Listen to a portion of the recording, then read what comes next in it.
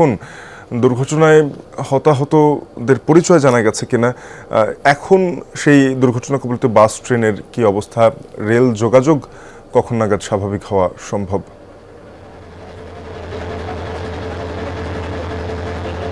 সাফিন, এখন পর্যন্ত কিন্তু যে চট্টগ্রাম থেকে ঢাকা অভিমুখী অর্থাৎ যে আপলাইনটি রয়েছে সেটি কিন্তু আসলে বন্ধ রয়েছে এবং দুর্ঘটনা কবলিত যে ট্রেন এবং বাসটি কিন্তু ঠিক যে অবস্থায় দুর্ঘটনা ঘটেছে সেই অবস্থায় কিন্তু রয়েছে। আমরা কথা বলেছিলাম রেলওয়ে কর্তৃপক্ষের সঙ্গে, তারা বলছেন আখাউড়া থেকে যে উদ্ধারকারী রিলিফ ট্রেন সেটি আসলে রওনা করেছেন, সেটি আসার পরে কিন্তু এই উদ্ধার কার্যক্রম শুরু হবে। অর্থাৎ এখন থেকে আমরা ধরে নিতে পারি চট্টগ্রাম থেকে ঢাকা অভিমুখী সকল ট্রেনই কিন্তু বন্ধ রয়েছে। তাছাড়া যে ডাউন লাইন রয়েছে, ডাউন লাইন 2, সেটি দিয়ে কিন্তু ঢাকা থেকে চট্টগ্রাম অভিমুখী সেটি কিন্তু চলাচল করছে ট্রেন।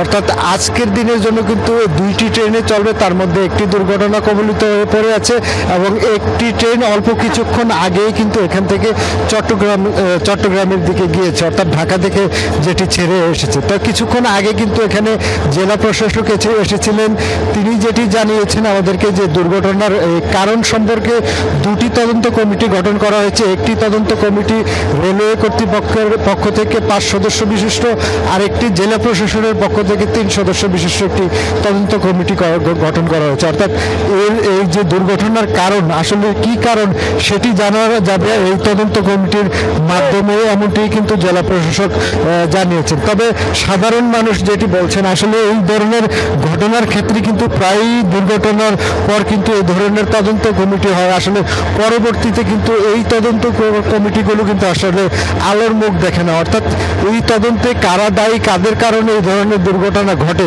সেটি কিন্তু বরাবরই অধরা রয়ে যায়। তো এখানে যারা বিশেষ করে যারা ট্রেনের যাত্রী রয়েছেন কিংবা সাধারণ মানুষ রয়েছেন, তারা বলছেন যে এটির যাতে একটি সুষ্ঠু তদন্ত হয় এবং যারা এর জন্য দায়ী তাদের যাতে আসলে দৃষ্টান্তমূলক একটি শাস্তি হয়, তাহলে হয়তো এই যে বরাবর যে ট্রেন দুর্ঘটনাগুলো ঘটে সেটি কিন্তু আসলে কমে আসবে সময়ে সময়ে। সাফিন, বলছিলাম খোকন, ঘটনার কারণ অনুসন্ধান তদন্ত চললেও এখনো পর্যন্ত যেই 5 ঘন্টা পেরিয়ে গেছে কিন্তু ঘটনাস্থল দুর্ঘটনা কবলিত ট্রেন বাস উদ্ধার কার্যক্রম শুরু হয়নি। খোকন, ধন্যবাদ। পরবর্তীতে আপনারও কাছ থেকে আরও জানবো, যুক্ত থাকবেন, সেখানে থাকবেন নিশ্চয়ই।